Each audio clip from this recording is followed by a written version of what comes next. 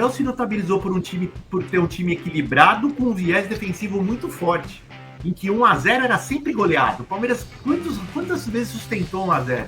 E o Palmeiras tem saído atrás, o Palmeiras tem tomado empate, coisa que não acontecia.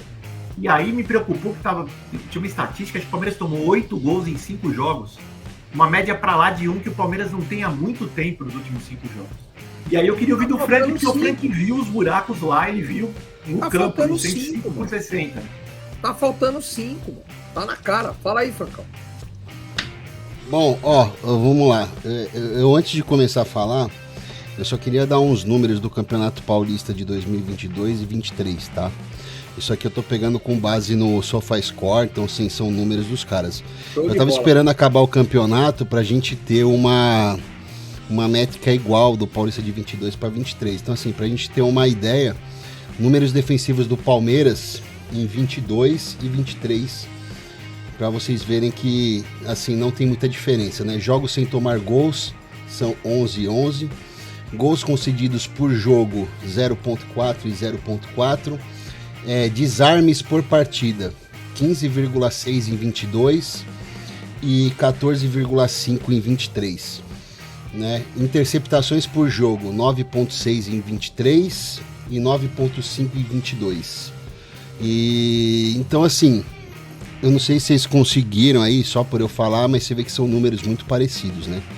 Então assim, a grande questão defensiva do Palmeiras, se fala muito da falta do 5, tal, tudo mais, mas a questão é o seguinte, o Danilo, ele marcava mais em cima do que o Gabriel Menino em qualquer setor. O Danilo, muitas das vezes, ele marcava a linha de primeiro passe ali da defesa. Então assim, eles dificultavam muito a saída de bola do adversário. É isso que o Palmeiras não tem esse ano, né? Então assim, a questão de desarmes aí que eu tô falando, vocês podem ver que é muito parecida, é porque assim, o maior desarmador do Palmeiras desde o ano passado se chama Zé Rafael.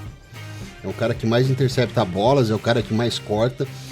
Então assim, quem sempre fez o trabalho sujo no meio de campo do Palmeiras foi o Zé Rafael. O Danilo era o cara que ele fazia a pressão lá na frente, porque ele tinha velocidade e também um pouco de característica para fazer a marcação, mas o Danilo ele marcava mais em cima.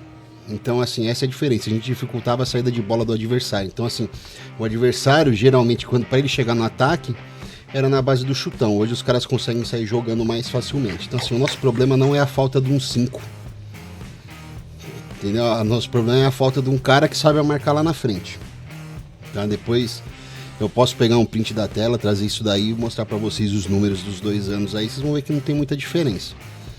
Então assim, essa desorganização defensiva do Palmeiras se passa pelo Gabriel Menino não conseguir fazer a pressão lá na frente. É simples assim.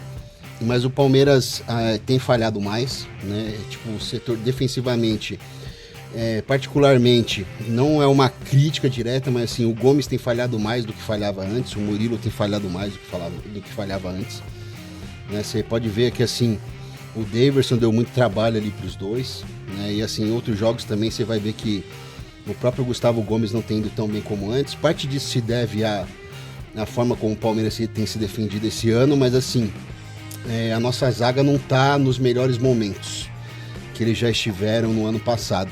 Então acho que esse é o grande problema. Soma-se a isso, eu acho que o Marcos Rocha já vem num declínio físico. Eu já falo aí desde o ano passado que a gente deveria começar a pensar numa reposição para ele.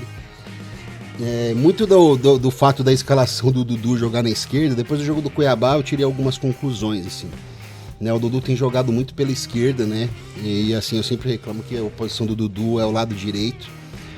E, cara, o Dudu ele tem jogado pelo lado esquerdo porque a gente precisa de um atacante que volte para recompor com o Marcos Rocha, porque o Marcos Rocha não tem mais ou menos poder de marcação, velocidade para marcar.